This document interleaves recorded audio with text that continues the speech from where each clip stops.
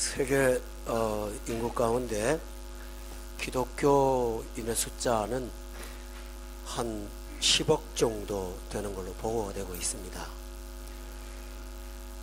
10억 가운데 매주 교회를 출석하고 또 정기적으로 예배를 참석하는 사람들은 그 중에서 약 한 20% 되니까 한 2억 정도로 추산을 하고 있습니다.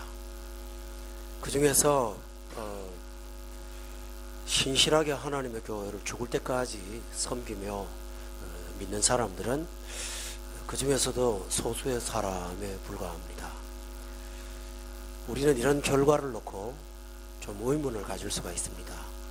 이 세상을 하나님이 창조하셨고요, 또 하나님보다 더 우월한 존재는 전혀 없는데 어떻게 이렇게 믿지 않는 사람이 50몇 억 가운데 40억이나 있고, 그 중에도 주일을 출석하지 않는 불성실한 신자들이 그 중에도 80%를 차지하는가라는 것입니다. 참 이해할 수가 없는 일들이 아니겠습니까? 남자분들은 군대 생활을 했는데 일사불란하게 계급체제로 움직입니다. 뭐 명령에 불복종하고 그런 거 없죠. 또 우리가 이 중동 땅에서 100층도 넘는 건물들이 올라가는 걸 볼 때 그 명령 계통을 다 따라합니다, 사람들이. 그뿐만 아니고 한 달에 정말 얼마 되지 않은 임금을 받으면서도 그때 약볕에 바깥에서 일하는 노동자들도 불순종을 하거나 함부로 대하지 않고 그저 그 위에 상관에게 복종하고 사는 것을 우리가 봅니다. 그런데 유독 이 세상에 어떤 것보다 큰 권위에 하나님 앞에 대적하고 어떻게 하나님을 믿지도 않고 이렇게 살 수가 있는지, 예수님을 믿지 않을 때는 그게 당연했고요, 예수 믿고 거듭나면 어떻게 예수 안 믿고 사는지 그게 또 이해가 안 돼요. 어떻게 그럴 수가 있는지요. 성경은 그 해답을 말하고 있습니다. 그것은 뭐냐 하면 하나님을 거역하는 불신이 있다는 거예요. 그 불신이 어떤 거냐 하면 본문 5절을 보십시오. 빛이 어둠을 비춰요. 그런데 그 어둠이 깨닫지를 못해요. 여기서 빛에 반대되는 어둠이 있어요. 이 어둠은 총칭해서 진리를 거부하고 진리를 막고 하나님을, 예수 그리스도를 영접하기를 원치 않는 사람들을 일컬어서 어둠이라고 표현을 합니다. 그럼 하나님이 버려두셨을까요? 본문 5절에 보면 빛이 어둠을 비추고 있다고 했어요. 그런데 어둠이 깨닫지를 못해요. 또 좀 적극적으로 말한다면 본문 11절에 보니까 그 어둠은 영접을 안 해요.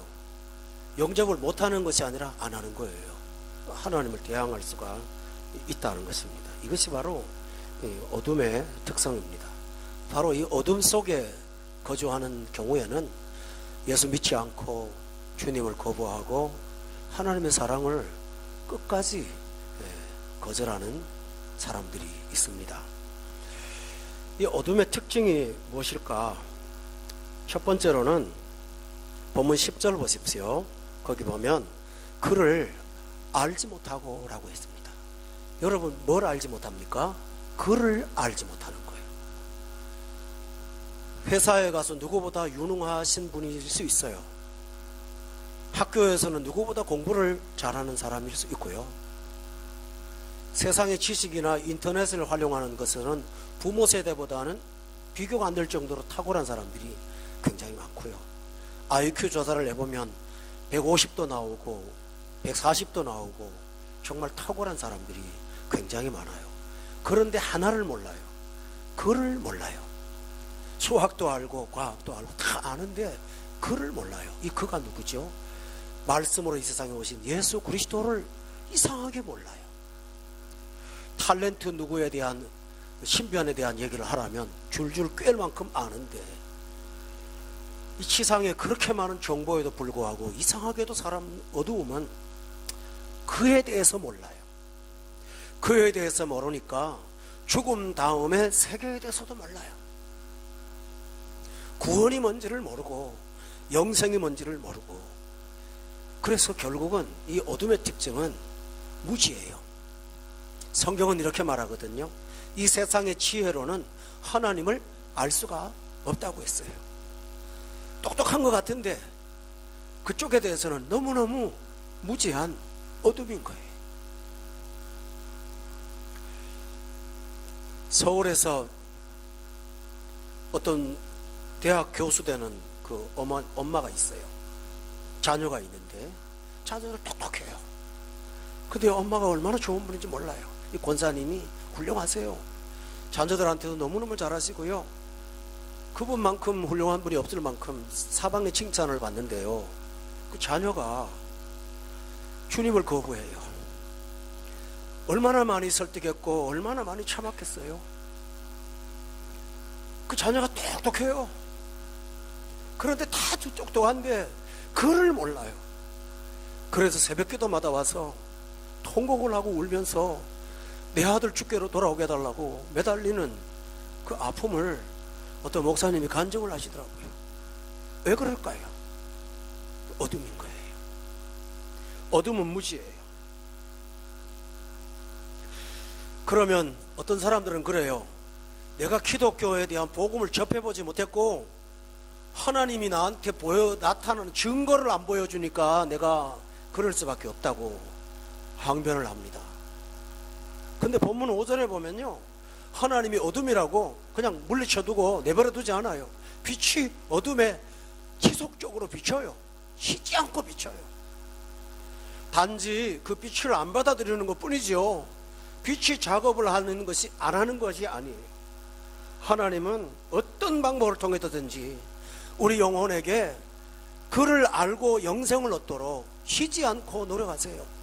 왜냐하면 하나님의 마음은 모든 사람이 예수 믿고 구원받는 것이에요. 그러니 하나님께서 한 사람도 거부하지 않는 거예요. 또 하나 있습니다. 하나님이 안 가르쳐줬다고 말하지만요, 성경을 전혀 접해보지 못해도 핑계할 수 없는 게 있어요. 로마서 1장 20절에 보면 창세로부터 그의 보이지 아니하는 것들, 그의 영원하신 능력과 신성이 그가 만드신 만물에 분명히 보여 알려진다고 그랬어요. 조금만 과학적으로, 제가 다른 말 안 해요. 비과학이 아니라 과학적으로만 조금만 검증을 해도 이 자연의 순리를 보면 이것은 과학의 초월한 어떤 것이 존재하지 않으면 움직일 수 없다는 사실을 부정할 수가 없어요. 물 갖고 뭐를 만들 수는 있지만 여러분, 물은 못 만들어요. 물의 요소인 H2O를 여러분이 만들 수가 없어요. 물을 갖고 콜라를 만들 수가 있고 뭐 다른 걸 만들 수가 있겠지만요, 물 자체를 못 만들어요. 어떤 사람이 그런 예화를 들었어요. 하나님하고 과학자하고 사람을 만드는 걸로 내기를 했대요. 과학자가 복제를 하면 되니까 하겠다고 그랬답니다. 뭐 우하겠죠. 근데 하나님이 말씀하셨대요. 단 조건이 있다. 너는 네 흙 갖고 하고 나는 내 흙 갖고 하자고. 있나요? 이 세상 천지는 다 하나님의 건데요. 그러니 자연 만물을 보아도 핑계를 못하니까 하나님이 증거를 보이지 않아서 못 믿다고 하는 것은 여러분이 불신의 하나의 항변의 이유일 뿐이지 실제로는 아니에요. 이런 경우를 가리켜서 어둠이라고 그랬어요. 오늘 3절에 한번 보세요. 거기 1장 3절에 보면 여러분, 만물이 그로 말미암아 지은 바 되었으니 지은 것이 하나도 그가 없이는 된 것이 없다고 했다면, 여러분, 하나님이 계신 증거가 저 밖에 자연에만 있나요? 아니요. 나도 증거예요. 나도. 내 몸이 증거라고요. 왜 그럴까요? 하나님이 나를 만들었는데 내 몸에 하나님에 대한 본성이 없을까요? 부정 못해요. 사람이요. 절대로 부정을 못하는 거예요. 제가 바깥에 나가서 길을 다니다가 왜 사람 많은 두바이 몰 같은 데서 우연히 마주쳐도 한국 사람은 본능적으로 알아요. 우리가 모릅니까? 일본 사람, 한국 사람 금방 구별합니다. 우리는 하다못해 북한 사람까지도 구별을 해요. 왜 그럴까요? 내가 조선 사람이니까, 내가 한국 사람이니까 사람 아는 거예요. 따라서 인간은 본능적으로 하나님을 부정할 수가 없어요. 우리 몸속에 하나님이 깊이 새겨 놓았고요, 성경을 말합니다. 너희 속에 하나님께서 하나님을 알만한 것을 보여주셨다고 돼 있어요. 그래서 어둠은 단지 정보의 부족에서 어둠이 아닙니다. 그 자체가 어둠인 거예요. 또 하나 어둠의 특징이 뭐냐 하면요, 나는 어둡다고 말하지 않아요. 로마서 1장 21절에 보면 스스로 지혜롭다고 생각해요. 어둠은. 왜 어둠입니까? 저 권 목사는 지혜롭지 못하다고 믿거든요. 나는요. 난 그래서 하나님 없이는 목회도 뭐도 한순간도 할 수 있는 사람이 못 돼요. 그런데 예수 안 믿는 사람하고 대화해 보면요, 목사님을 가르치려고 그래요. 설교도 가르치려고 그러고 성경도 가르치려고 그래요. 굉장히 아는 게 많으세요. 왜 그럴까요? 스스로 지혜롭다 하는 거예요. 그게 어디서부터 나왔냐면요, 하와가 하나님 말씀을 남편을 통해서 전해 들었어요. 선악과 따먹으면 반드시 죽는다. 사탄이 와서 유혹을 해요. 그거 먹어도 안 죽어. 그거밖에 말을 안 했거든요. 그러니까 하와가 하나님 말씀하고 사탄 말을 하고 앞에 딱 놓고 저울질을 해요. 이제 누가 높아요? 세 존재 중에서요, 하와가 제일 높아졌어요. 하나님 말도 맞나 틀리나 생각해보고 사탄도 말 틀리나 생각해봅니다. 이제 하나님이 됐어요. 그게 뭘까요?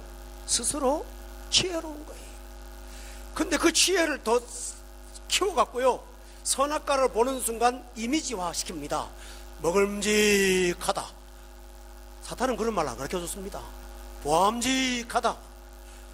지혜롭게 할 만큼 탐스럽다. 그 과일 하나에 온갖 것들을 다 토용해갖고 자기 지혜로 증폭을 시킵니다. 여러분, 이게 뭘까요? 똑똑한 사람인 거예요. 그래서 성경은 말합니다. 섰다고 하는 자는 뭐 하라고요? 넘어질까 조심하라고. 이 섰다고 하는 자가 바로 누굴까요? 내가 하나님보다 더 잘한다, 그런 얘기예요. 베드로도 그랬습니다. 예수님께서 베드로가 신앙 고백을 하니까 기뻐하시면서 베드로한테 내가 십자가에 죽어서 3일 만에 부활할 거라고 가르쳐줬더니 베드로가 금방 하는 말이, 주여 그리 마옵소서, 절대로 그런 일이 되지 않습니다 라고 거부를 하는 겁니다. 이 베드로의 말은 뭘까요? 자신이 뭘 다 아는 것 같지만 십자가의 구원을 그는 알지를 못했어요. 이와 같이 어둠의 특징이 뭐냐 하면 본인이 어둡다고 인정하지 않는 거예요.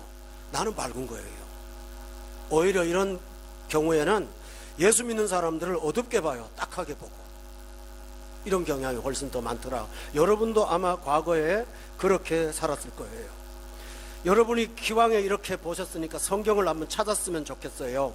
요한 1서 2장을 보세요. 11절이에요. 같이 한번 읽읍시다. 시작. 미워하는 자는 어둠에 있고 또 어둠에 행하며 갈 곳을 알지 못하나니 이는 그 어둠이 그의 눈을 멀게 하였습니다. 여러분 여기 끝에 보세요. 어둠이 그의 눈을 멀게 해갖고요, 어둠 속에서 행하는 거예요.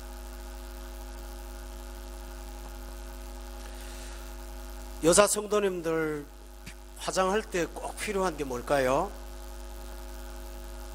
거울이 있어야 되고요, 또 하나는 조명이 있어야 되죠. 그죠? 아무리 화장품이 좋아도 빛이 없으면 그게 됩니까? 근데 깜깜한 데서 화장을 했다고 합시다.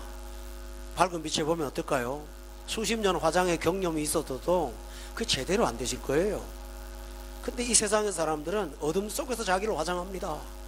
그리고 나서 대단히 좋은 것처럼 생각을 하지만 이 어둠의 특성은 바로 자기를 지혜롭다 하는 데서 문제가 온다는 거예요. 또 하나는 뭐냐 하면요, 이 어둠이 인간의 내면 밖에 있는 게 아니라 안에 있다는 거예요. 이 어둠이 밖에 있는 게 아니라 안에 있기 때문에 이 내면의 어둠이 너무 어두워서 바깥에 있는 사물을 제대로 볼 수 있는 시각조차도 잃어버린 것이 이 어둠의 특성이라고 성경이 말합니다. 근데 조금 더 우리가 심각한 얘기를 하나 하죠. 사람이 어두운 거 안 좋아합니다. 그죠? 근데 영적인 어두움은 그 어둠 자체를 사랑합니다. 사람들이 어둠을 좋아해요. 요한복음을 앞에 돌아가셔서 3장에 그 19절 한번 보십시오. 여기 보면 다 같이 한번 읽어볼까요? 시작. 사람들이 자기 행위가 악함으로 빛보다 어둠을 더 사랑하는 것이다. 어둠을 사랑한다고 그랬어요. 사랑의 대상이 어둠이기 때문에 어둠을 버릴 의도가 조금도 없는 거예요. 보세요. 불신을 사랑해요. 여러분, 오해가 되지 않기를 바랍니다. 예수 믿는 사람이 죄 안 짓는다는 거 아니에요. 예수 믿는 사람은 죄를 범할 수 있어요. 그러나 고통하면서 죄를 범하지 죄를 사랑하면서 죄를 짓는 건 아닙니다. 몸이 약하고 육신의 본능의 욕구가 아직도 영적으로 강하지를 못해서 넘어지고 쓰러져 갖고 후회하면서 하죠. 그러나 세상 사람들은 죄를, 어둠을 사랑합니다. 없으면 못 살아요. 그 차이가 있습니다. 그리고 불신자들이 여러분을 세상 사람보다도 못하다고 하든 말든, 우리 거듭난 사람은 죄는 짓을 수 있지만은 사랑은 안 해요. 혐오합니다. 싫어요. 내가 싫다고요. 마틴 루터 킹이라고 하는 미국의 흑인 목사님 아시죠? 그분에 대한 안 좋은 얘기가 있어요. 10계명 중에 7개를 자주 범한 분이었어요. 그래서 그게 아주 그분한테 치명타였답니다. 목회자가 돼갖고 그러면 안 되잖아요. 근데 그 사람이 죽기 전에 일기에다가 뭐라고 썼는지 압니까? 나는 마틴 루터 킹을 혐오한다. 내가 알지 못하는 내 모습이 또 있더라. 너무 괴롭다. 저는 그걸 보면서 그분 거듭난 사람이라고는 믿습니다. 그런데 이 세상 사람들은요, 죄를 사랑해요.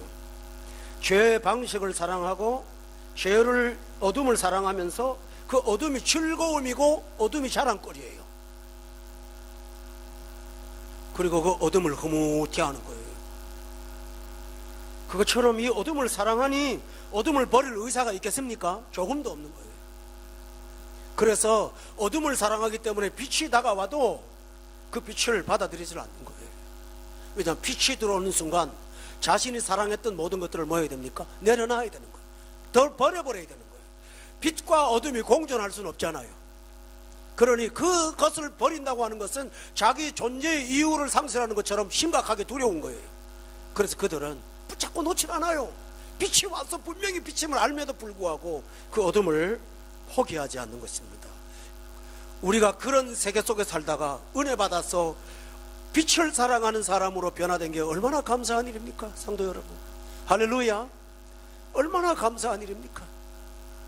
하나님이 나 같은 거 구원해서 이 빛의 사람이 되게 하신 게 얼마나 감사한지요. 할렐루야. 여러분 감사하지 않습니까? 성도님들 오늘 집에 가서 실험해봐요. 하다못해 셀프로 한번 찍어서 자기 얼굴 보세요.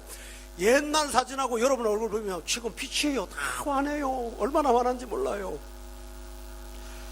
그런데 어둠을 사랑하면 그게 안 그래요. 또 하나 어둠은요, 어둠의 특징이 뭐냐 하면요, 이 3장 20절 그 다음 절 한번 읽어보시죠. 시작. 빛을 미워하여 빛으로 오지 아니하느니 이는 그 행위가 드러날까 함이요. 여기 보면요, 어둠을 사랑하면 빛을 그냥 놔둘 텐데 20절에 보니까 어둠을 사랑하는 사람은 빛을 미워해요. 아유, 세상에 빛은 미움의 대상이 되고 어둠은 사랑의 대상이 됐습니다. 어둠을 사랑할수록 빛에 대해서 중성적인 입장을 차지하지 않아요. 빛이 미운 거예요. 그러니 이상하게 빛에 대한 얘기를 하면 마음속에서 분노가 끓어오르는 그런 이상한 성품이 있는 것입니다. 다른 건 다 괜찮아요. 그런데 빛에 대해서 얘기하면 내 마음속에 뭔가 분노가 자꾸 올라오는 거예요. 이게 왜 그럴까요? 그게 어둠입니다. 그게 어둠의 특성입니다. 자, 하나님께서 범죄한 아담을 찾아왔습니다. 아담이 어둠이 되고 난 다음에 어디를 찾아간지 압니까? 어둠은 어둠을 찾아갑니다. 동산에 나무 사이에 숨었잖아요. 근데 하나님이 옵니다. 여러분, 예수 믿는 사람은요, 하나님이 가까이 오는 게 얼마나 좋은지 몰라요. 그죠? 예배 시간마다 하나님의 살아계심을 체험하고 돌아가고 싶지, 아무것도 안 하고 그냥 왔다고 오고 싶은 사람이 어디 있습니까?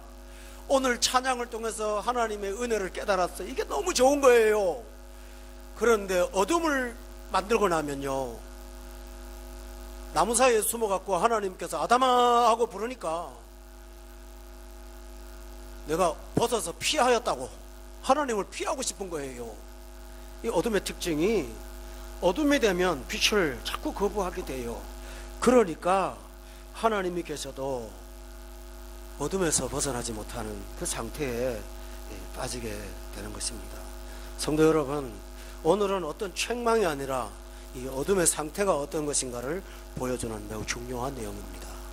결국 어둠의 핵심의 결론은 11절입니다. 다 같이 한번 읽어볼까요? 11절 시작. 1장 11절입니다. 시작. 자기 땅에 오매 자기 백성이 영접하지 아니하였으나 어둠의 결론은 예수 그리스도를 영접하지 않는 것입니다. 거부하는 것입니다. 여러분, 여기서 중요한 사실입니다. 믿고 나서도 여전히 우리는 불의합니다. 그러나 그건 어둠이 아니에요. 우리 약한 거예요.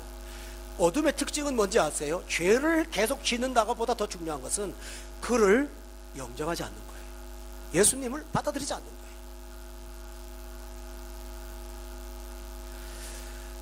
이 상태에서 하나님은 여러분에게 벗어나게 하시려고 하시는 일이 있어요. 그게 뭔지 압니까? 첫째로는 본문 5절에 보니까 빛이 어둠을 뭐 한다고 그랬나요? 비춰요. 쉬지 않고 비춰요. 여러분이 굴복할 때까지 하나님은 빛으로 다가오실 것입니다.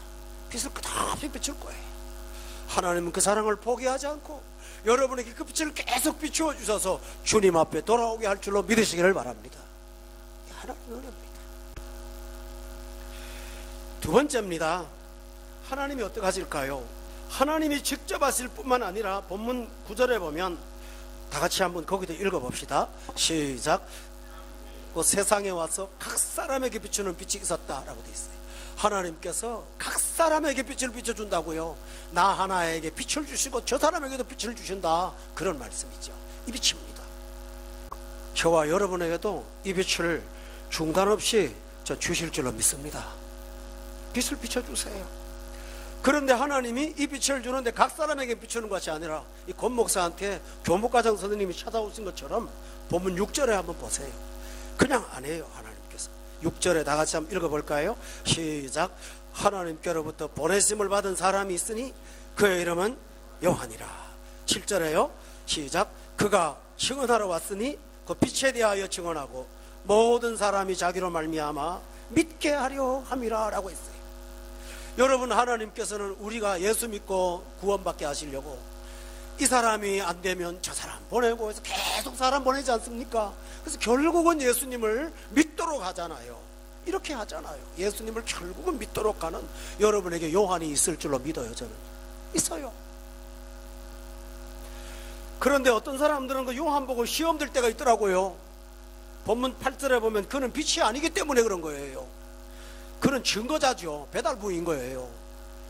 불완전한 사람을 통해서 나를 예수 믿게 하시는 하나님께서 빛을 증거하는 사람을 보내서 나를 끊임없이 빛 가운데 오도록 나를 이끌어 주시고 마침내 빛 앞에 굴복하여 무릎 꿇게 하시는 하나님이 하나님의 사랑이심을 믿으시기를 바랍니다. 여러분, 저는 기대합니다. 소망합니다. 믿습니다.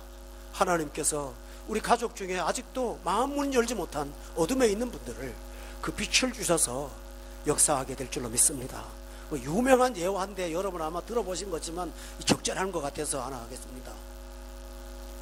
큰 미국에 그 군함이 하나 있었는데요, 바다를 지나가면서 앞에 뭐가 불빛이 번쩍번쩍 하니까 무전을 때려서 통하더래요.